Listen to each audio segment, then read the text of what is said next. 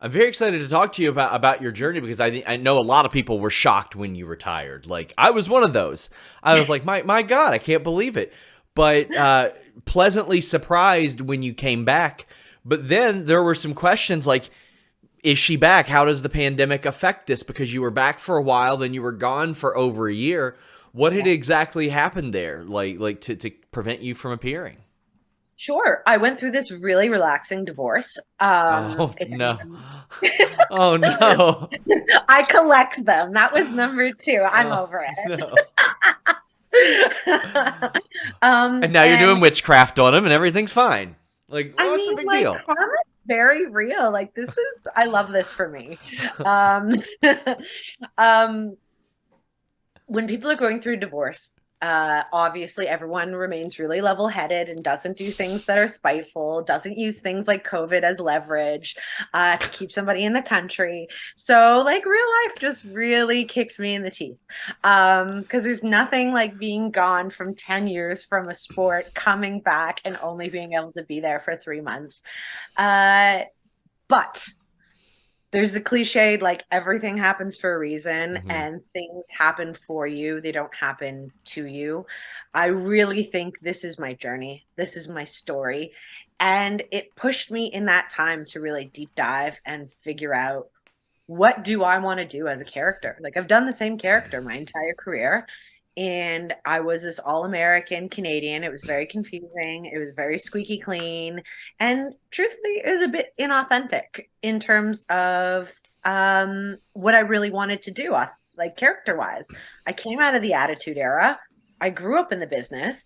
I didn't really know who I was as a person, let alone as a character, but I had a blast. And I think people always knew I was having a good time wrestling.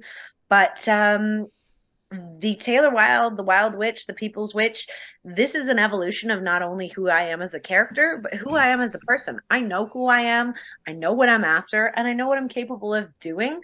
And I am this dichotomy of masculine, feminine, and you better not get in my way because I've got some shit to get out. It's funny because, like, I think one of my favorite matches I've seen you in was when you teamed with Abyss against Daphne and Raven, and the witchcraft character would have played really well into those other personalities as well. So that's what I was thinking of as I kind of saw that unfold. Did you have like an interest in witchcraft long before this? Anything? And if so, like how long?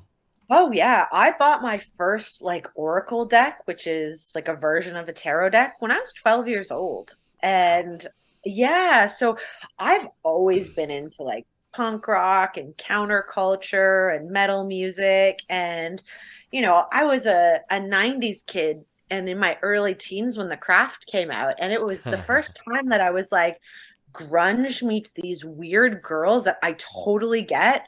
Um and I always was very like spiritually aligned in terms of like the paranormal, and I always believed in divination. I just didn't know what that meant Yeah. exactly. Your parents are like, "Oh, you're just seeing things, and that shit's not real," and da da da da da, and you're like, "Okay, well, yeah, makes total sense."